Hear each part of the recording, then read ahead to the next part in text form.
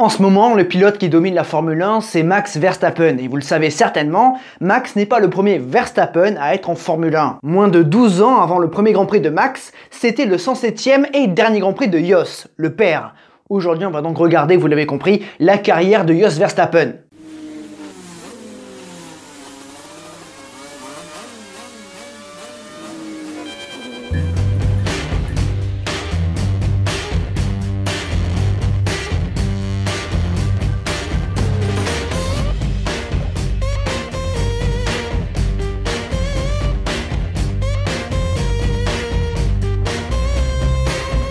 Johannes Franciscus Verstappen est né le 4 mars 1912 à Montfort, aux Pays-Bas, à quelques kilomètres de la frontière belge et allemande. Rapidement, celui que l'on surnomme Jos va s'intéresser au sport automobile. Dès l'âge de 8 ans, en 1980, Jos débute en karting.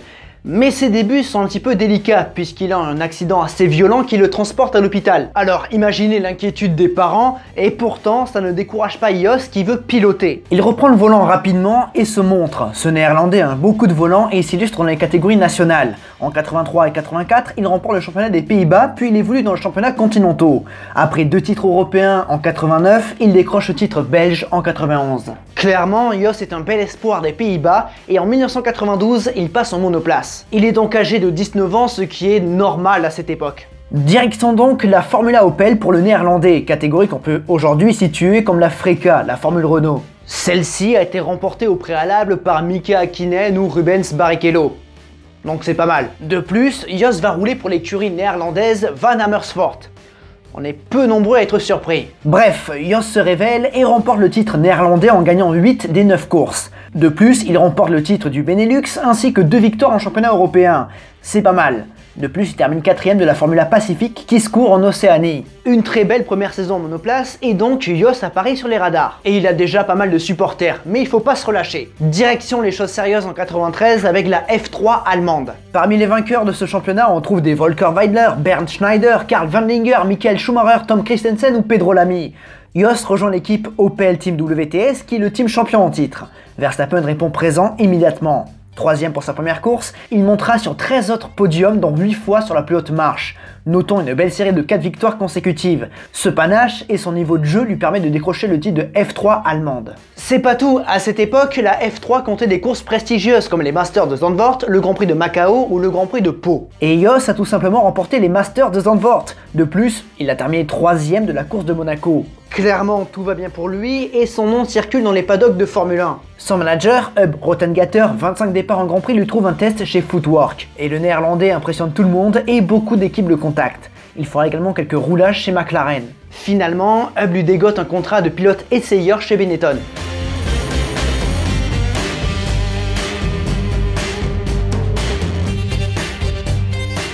Le malheur des uns fait le bonheur des autres. Durant l'intersaison, JJ Lehto se blesse à Silverstone lors d'un accident en essai privé. Blessé au dos, Lehto va devoir manquer le début de saison. Ainsi, Jos va faire ses débuts dans la catégorie Rennes, 2 ans après ses débuts en monoplace. Il a 22 ans.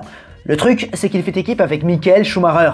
Bon, les 2 hommes s'entendent très bien et deviendront très amis, mais Schumacher est déjà très bien établi en Formule 1 malgré son jeune âge. Son coup de volant est extra et c'est clairement le jeune pilote qui monte en puissance. De plus, la Benetton semble très rapide. Ouais, clairement, Jos va devoir se cracher dans les mains et espérer que les observateurs soient indulgents.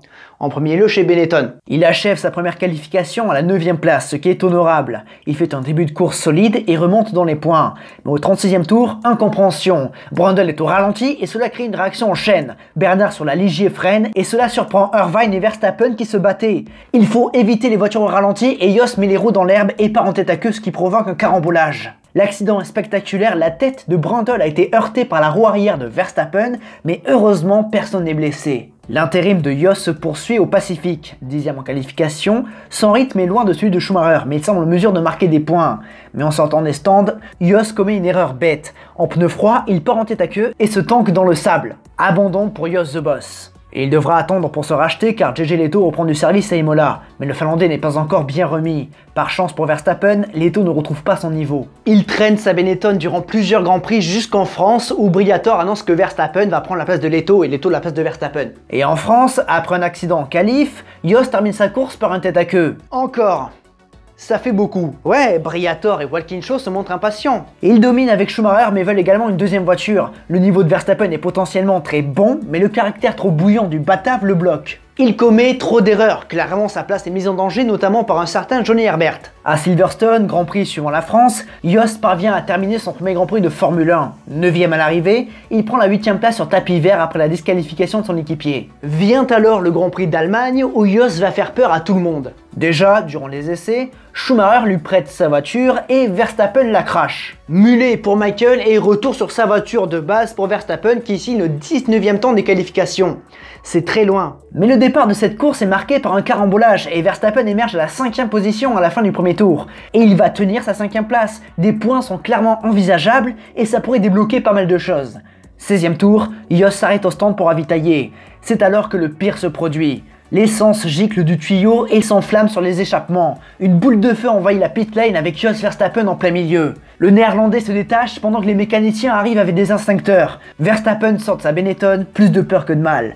Seulement quelques petites brûlures pour Jos. Mais belle frayeur et cette image fera le tour du monde. Mais rassurez-vous, la chance va tourner pour Verstappen. À Budapest, il fait une course intelligente pour revenir 4ème en fin d'épreuve. Par chance, Brundle a un souci dans les derniers kilomètres et Jos s'empare de la 3ème position. Il s'agit de son premier podium en Formule 1 ainsi que le premier pour un pilote néerlandais. Jos en profite d'ailleurs pour remercier Schumacher qui a ralenti pour laisser le néerlandais revenir dans le même tour que le leader allemand, ce qui lui a permis de dépasser Brundle lorsque celui-ci est tombé en panne, et donc de prendre la 3ème place. À Spa, Jos vient en quelque sorte son Grand Prix national. On le voit aujourd'hui avec Verstappen, oui, avec Max. Les Néerlandais arrivent en masse et c'est une marée orange. Il réalise sa meilleure qualification avec le 6ème temps et termine 4ème du Grand Prix. Mais vu que Schumacher est disqualifié pour une usure excessive de la planche sous la voiture, Jos hérite du podium, son 2e podium en F1. Le truc, c'est que Schumacher est suspendu pour les 2 Grands Prix suivants, donc c'est Verstappen et Leto qui doivent tenir la baraque chez Benetton. Et le contraste saute aux yeux chez les bleus et verts. Verstappen abandonne à Monza, mais parvient malgré tout à prendre une 5ème place intéressante au Portugal, mais toujours trop loin du niveau de Schumacher. Benetton accélère alors les tractations concernant Johnny Herbert et Jos Verstappen fait son dernier Grand Prix pour Benetton à Jerez. Grand Prix qu'il achève dans le bac à gravier après un tête-à-queue. En une saison de galère au volant de la meilleure voiture du plateau, la cote de Verstappen en a pris un sacré coup. Bon, démarrer sa carrière en F1 dans la meilleure équipe aux côtés du meilleur pilote de sa génération, c'est pas facile. Arriver et faire sa place en F1, ça prend du temps. Très peu de pilotes sont capables de surmonter ce défi. Mais c'est un monde impitoyable et Jos va devoir rebondir. Il passe de pilote prometteur que beaucoup d'équipes veulent à boulet qui doit se ressaisir. En gros. C'est à peu près ça. Hein.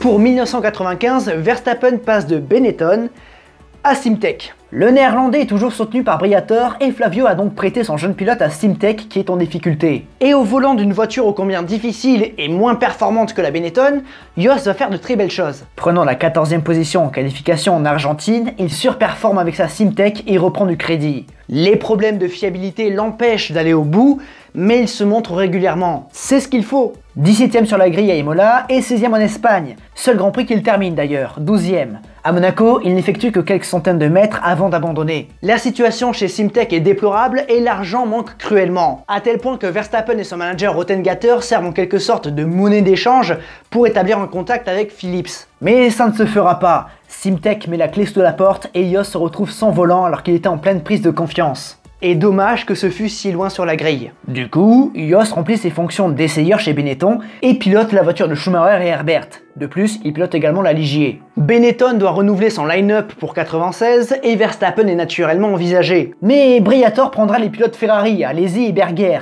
Pire, son contrat Benetton ne s'est pas renouvelé. Jos retourne alors chez Arrows Footwork en 96, l'écurie qu'il a lancée en F1. De plus, la structure de Tom Walkinshaw, TWR, va s'associer à Arrows durant la saison. Mais encore, Jos apporte les soutiens de Philips. Au volant d'une voiture de milieu de grille, Jos va faire de très bonnes choses et va confirmer son statut de pilote rapide, toujours qualifié aux alentours de la 15e position et parfois tout proche du top 10. C'est régulier et il humilie son équipier Ricardo Rosset. Le problème, ce sont les nombreux problèmes de fiabilité. Mais exception en Argentine, Jos fait parler la poudre. Il prend la 7ème position en qualification et prend le point de la 6ème place, le seul de la saison, c'est remarquable. Globalement, Jos the Boss a sa réputation, un pilote rapide, mais qui est capable de faire des erreurs très bêtes, même si ces dernières semblent plutôt bien calmées depuis son arrivée en 94. En revanche, en Belgique, grosse frayeur pour Verstappen. Déjà, au 11e tour, il rentre au stand à cause d'un souci d'accélérateur. Il repart et dans ce 12e tour, à la sortie de Stavelot, il perd le contrôle de son arrose et s'écrase à plus de 200 km/h dans les pneus.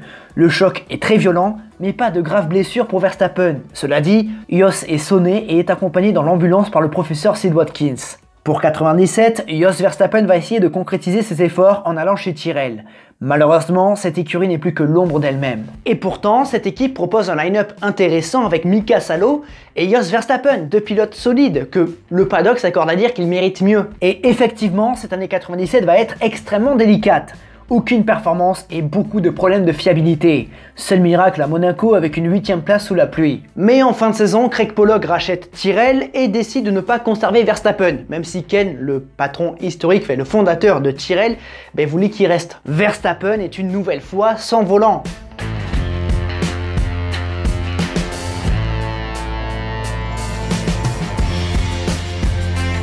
Sans volant pour 98, sa carrière stagne. Il n'a pas ce qu'il mérite au vu de son talent, mais son caractère freine un petit peu, trop impétueux. À la mi-saison, il prend la place du décevant Jan Magnussen chez Stewart. La SF02 n'est pas une bonne voiture et Jos ne fait pas de miracle. De plus, l'entente est très mauvaise avec Jackie comme on pouvait s'en douter. Ces 9 courses chez les Blancs se font dans l'anonymat le plus total. Les problèmes continuent en 99 avec un nouveau faux espoir. Honda envisage de revenir en Formule 1 à plein temps. Pour cela, le constructeur japonais s'appuie sur Harvey Postlethwaite, technicien historique de la Formule 1.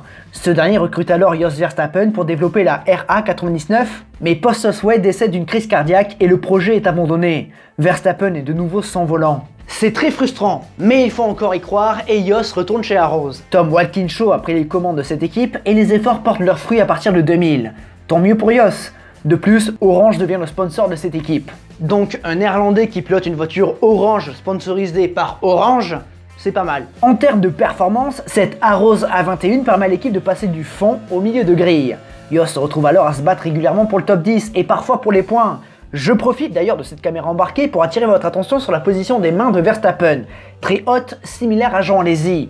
Le seul problème, si j'ose dire, de cette année 2000, c'est le cruel manque de fiabilité des moteurs Supertech.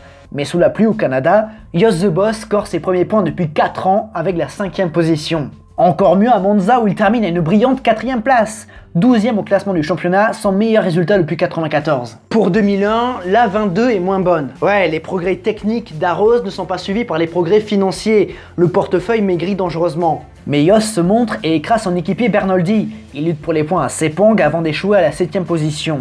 En Autriche, il joue dans le top 4 en début de course avec une voiture plus légère, mais cela lui permet de prendre son seul point de la saison avec une 6e place à l'arrivée. Mais Jos va s'attirer les foudres de Montoya. En effet, au Brésil, le Colombien vit sa 3e course de F1 et il est en tête de la course. Il n'a plus qu'à assurer pour s'imposer, mais lorsqu'il prend un tour à Verstappen, Jos se rate au freinage et accroche le Colombien. Situation gênante. Jos a passé ces dernières années à lutter pour avoir une place convenable en Formule 1, et alors qu'on pensait que ça pouvait être bien avec Arrows, il se retrouve de nouveau sans volant en fin de saison. Alors qu'il avait signé pour 2002, il est finalement remplacé par Heinz Harald Frentzen. Il essaie alors de devenir essayeur chez Sauber, mais Jos ne rentre pas dans la voiture. Il travaille alors pour un retour en 2003 et ça se fait avec Minardi. Bon, la situation chez Minardi est très délicate, mais Jos fait parler son expérience. Il permet à la petite équipe italienne de boucler beaucoup de grands prix et il termine par 2 fois dans le top 10. 10e à Indianapolis et 9e à la porte des points au Canada. On peut également noter le meilleur temps de Verstappen en France en Q1 dû aux conditions météo. Au Japon, à Suzuka, Jos vit son 107e et dernier Grand Prix de Formule 1. Il termine 15e. Pressenti chez Jordan en 2004, Eddie préférera Giorgio Pantano. Verstappen renonce alors à la Formule 1 qui, on dirait, n'a jamais vraiment voulu de lui.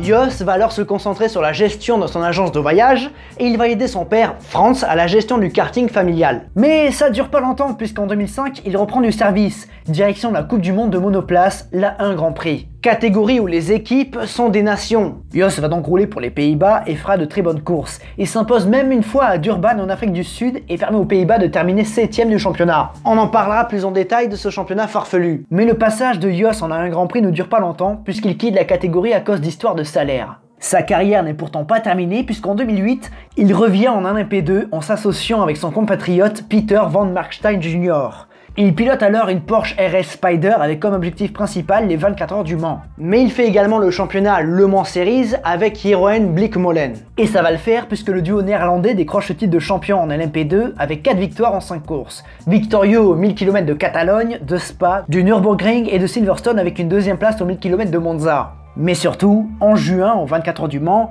Jos Jeroen et le propriétaire de l'écurie, Peter, réalisent l'exploit de remporter les 24 heures du Mans en catégorie LMP2. La compétition était serrée avec beaucoup de Porsche RS Spider, mais c'est bien le trio Batave qui remporte la course. Il termine 10e au général. Jos participe une deuxième et dernière fois aux 24 heures du Mans l'année suivante, cette fois-ci en LMP1 avec le nouveau projet Aston Martin. Mais ce projet est un échec, à part le bruit du V12 qui était vraiment très sympa. Dans la 008 avec Anthony Davidson et Darren Turner, Jos Verstappen termine 13e de la course. C'était sa dernière course au niveau professionnel. Ouais, Jos a mieux à faire.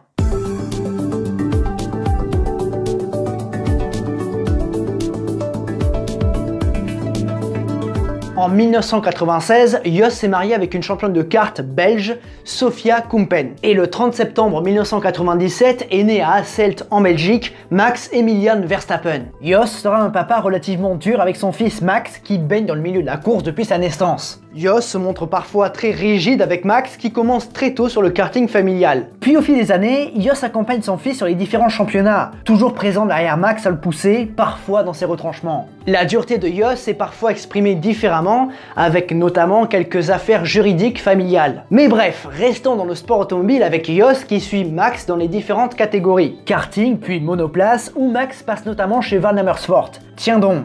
Repéré par Red Bull, le fils Verstappen intègre la F1 à seulement 17 ans, moins de 12 ans après le dernier Grand Prix de Jos. Et on entendra beaucoup parler de Jos durant les premières années de son fils en F1, notamment par des déclarations très dures qui irritent pas mal Red Bull et d'autres personnes. Ils veulent que le père laisse plus de place au fils. Ça se fera progressivement. Mais on peut noter notamment deux moments marquants dans la carrière de papa de pilote de Formule 1 pour Jos. Lorsque Max remporte sa première victoire en F1 à Barcelone en 2016, faisant résonner pour la première fois l'hymne néerlandais. Jos regardait son fils sur le podium. Puis nous avons Abu Dhabi 2021 où Jos the Boss célébrait avec Max le titre mondial. On le voit encore régulièrement et vu comment c'est parti, on n'a pas fini d'entendre parler de Verstappen. Jos a vite assuré sa relève. En tant que pilote, Jos aurait mérité sans doute mieux que les voitures qu'il a eues. Son caractère y est pour quelque chose, mais son talent n'a pas pu s'exprimer correctement en Formule 1. Maintenant, comme on a dit, la suite s'écrit avec Max. Je ferai d'ailleurs peut-être une vidéo sur Max Verstappen, en tout cas sur l'ascension de Max Verstappen à la Formule 1. Ça peut être intéressant et même peut-être poussé jusqu'au titre mondial, oui certainement. Alors dites-moi ce que vous en pensez. Si cette vidéo vous a plu, en attendant les prochaines, vous savez quoi faire sur la plateforme. Je vous ai mis également en description quelques liens intéressants. Allez y voir, soyez curieux, allez les voir, pardon, soyez curieux. Mais surtout, n'oubliez jamais, le plus important, c'est de continuer d'aimer le sport auto, continuer d'aimer Jos Verstappen. À la prochaine. Oh le batave. Je me suis retenu de la faire, cette blague, mais du coup je la fais comme ça, en mode random absolu.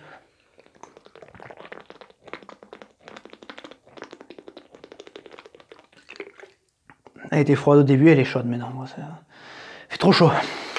Du coup, écoutez, je vais pas vous retenir plus longtemps, même si c'est plutôt vous, vous n'allez pas me retenir plus longtemps, même si c'est moi qui décide, parce qu'en soi c'est juste un téléphone sur lequel je suis en train de parler. Donc c'est moi qui décide, je vais pas faire durer l'outro plus longtemps que ça, parce que j'en peux plus. Je vais aller trouver une rivière et me jeter dedans parce qu'il fait trop chaud. Allez, des bisous.